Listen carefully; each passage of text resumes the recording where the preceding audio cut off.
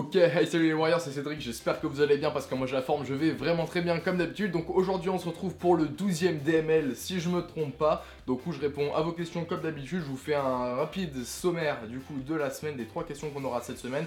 Première question, c'est quoi prendre de naturel pour les entraînements longs? Je vous réexpliquerai la notion de naturel dans cette question juste après. Ensuite, la deuxième question, c'est comment mieux travailler, comment vraiment mieux se concentrer pour travailler, que ce soit pour ses études ou bien pour tout simplement un travail quelconque, un travail classique. Et ensuite, enfin, la troisième question, la question du titre de la vidéo, c'est je suis tombé malade en mangeant du riz, impossible d'en prendre, que faire? Qu'est-ce qu'il faut faire? Comment est-ce qu'on fait du coup pour pallier à ce problème? Du coup, la première question, c'est quoi prendre de naturel pour les entraînements qui sont intenses ou qui sont longs en termes de durée? La notion de naturel ici dans cette question, c'est vraiment de prendre des aliments qui ne sont pas transformés, vraiment des aliments basiques, que ce soit des fruits ou des légumes, enfin bref, ou du lait, je ne sais pas.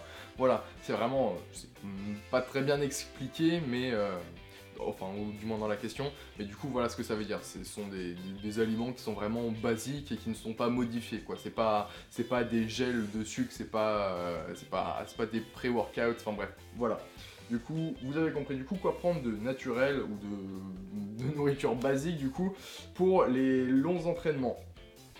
Premièrement, et je trouve ça dommage, j'en entends pas assez parler, enfin je vois pas énormément de personnes faire ça, c'est de prendre du jus de betterave. Le jus de betterave, je vais pas faire un cours d'SVT ni de physique, mais ça contient énormément de nitrate qui en fait se transforme ensuite en nitrite, qui ensuite se transforme en monoxyde d'azote, et en fait ce monoxyde d'azote là va permettre d'améliorer le débit sanguin.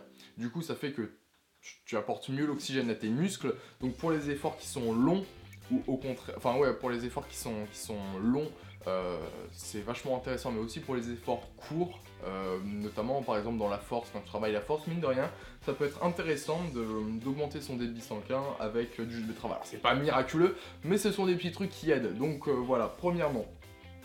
Deuxièmement, ce qui est intéressant et ce qui peut être intéressant de prendre, ce sont des raisins secs ou bien des dattes, parce que ça va t'apporter une source de glucides qui est pas très lente, comme des fruits par exemple, parce que là en vrai ça servira à rien quoi, en termes de boost pour ton entraînement, mais donc des glucides suffisamment rapides et d'assez bonne qualité du coup, qui vont te permettre vraiment de tenir le coup tout au long de ton entraînement, et bah voilà, du coup c'est cool d'avoir de l'énergie pendant l'entraînement parce que ce sont des glucides majoritairement. Donc ça c'est le deuxième truc, déjà tu combines les deux, c'est vraiment pas mal.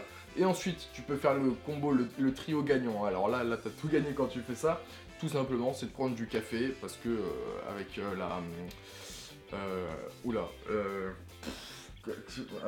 oh là, je commence à bugger, c'est horrible.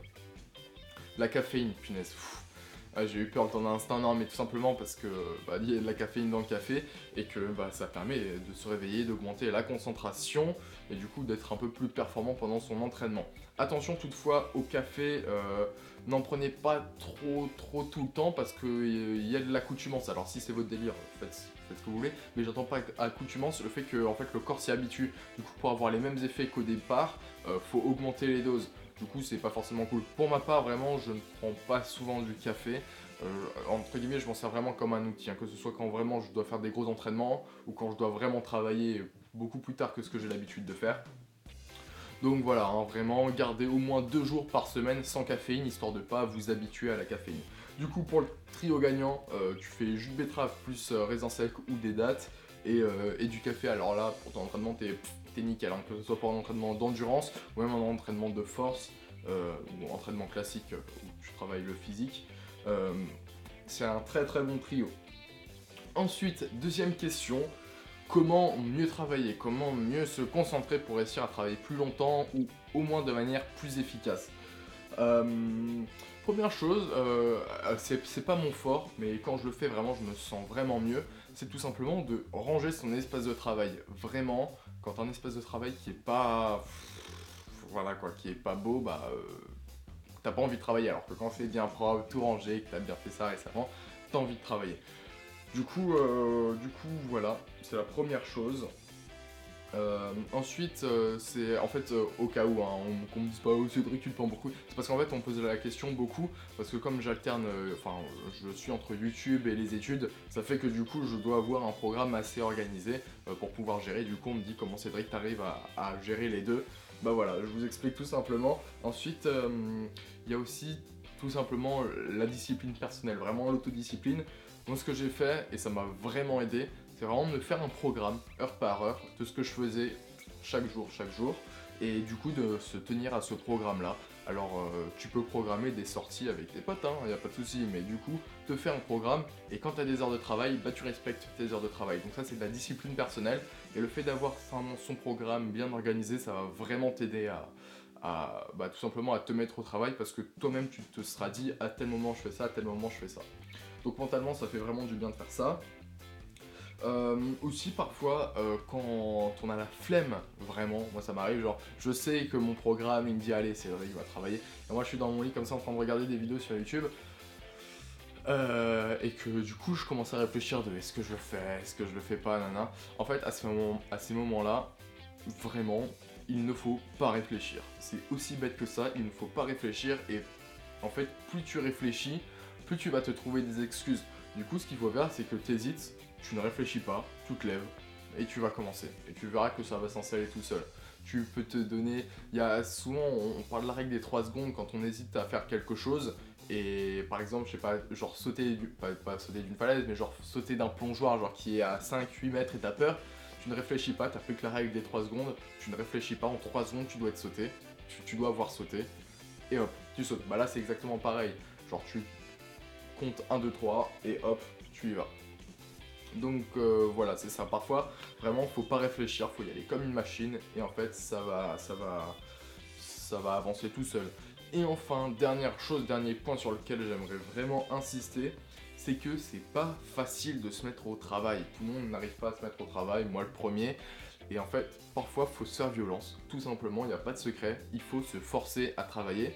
Et quand tu te forces à travailler, au fur et à mesure, tu vas te mettre dans un état de travail qui sera de plus en plus facile. C'est un peu comme des muscles, quoi. C'est parfois t'as la flemme d'aller à la muscu, tu y vas quand même, tu t'améliores, et ce sera encore plus facile pour toi de soulever les charges la semaine d'après. Bah là, ce sera exactement pareil.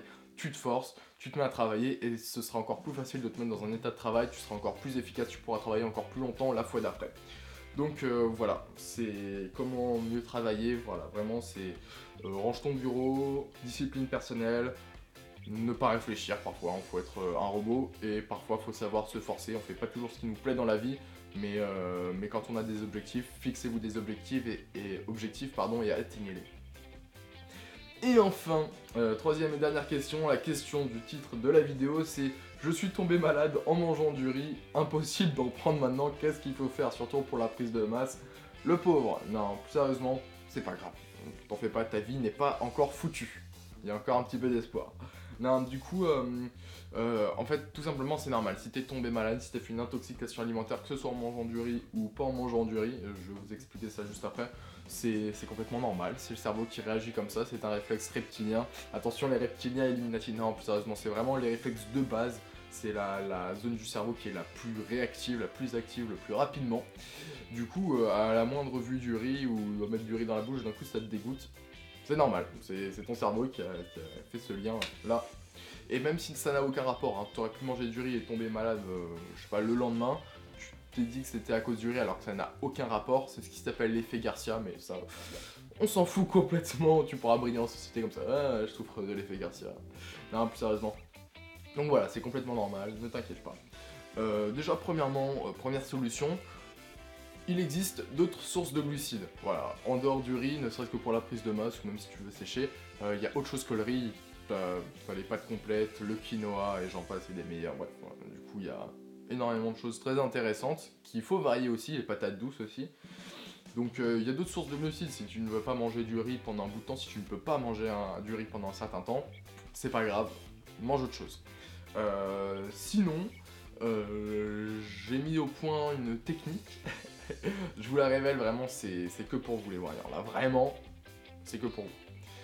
Cette technique, je l'ai appelée la technique de la chèvre alambiquée. Ok. Qu'est-ce que c'est que la technique de la chèvre alambiquée? Cette technique ancestrale te permet de tromper ton cerveau. Faut être con. Non, c'est juste que ton cerveau, c'est la chèvre, et toi, tu l'alambiques. Tu la lui fais à l'envers. tu me fais des trucs comme ça. Non, tout simplement, c'est que si vraiment t'as envie de remanger du riz, t'appliques la technique de la chèvre alambiquée qui consiste à tout simplement modifier l'aliment en tant que tel. C'est-à-dire que genre tu peux changer la texture du riz, la manière dont tu le cuis, donc ce sera pas exactement le même aliment pour ton cerveau, et surtout mange-le avec de la sauce ou autre chose à côté. Comme ça ton cerveau, il aura pas l'impression que c'est vraiment le même riz que t'as mangé la fois où t'es tombé malade. Du coup tu lui fais la technique de la chèvre alambiquée, tu le retournes comme ça, et après il va faire ah mais le riz c'est pas si dégueulasse en fait, et du coup t'auras réglé ton problème et t'auras plus aucun souci pour manger du riz, donc pensez à la technique de la chèvre alambiquée. Voilà, écoutez les Warriors, c'est la fin de cette vidéo en parlant de Warriors. T-shirt Warrior Gear, vous avez 5% de réduction, tout simplement dans la description, donc clique sur le lien, chope ton t-shirt de Warrior. Rien d'autre à dire, écoutez les Warriors, moi sur ce je vous laisse, n'hésitez pas à me poser vos questions, à me rejoindre sur les réseaux sociaux, tout est en description, et moi sur ce je vous laisse, hashtag on est des Warriors, hashtag on va envahir le YouTube Game.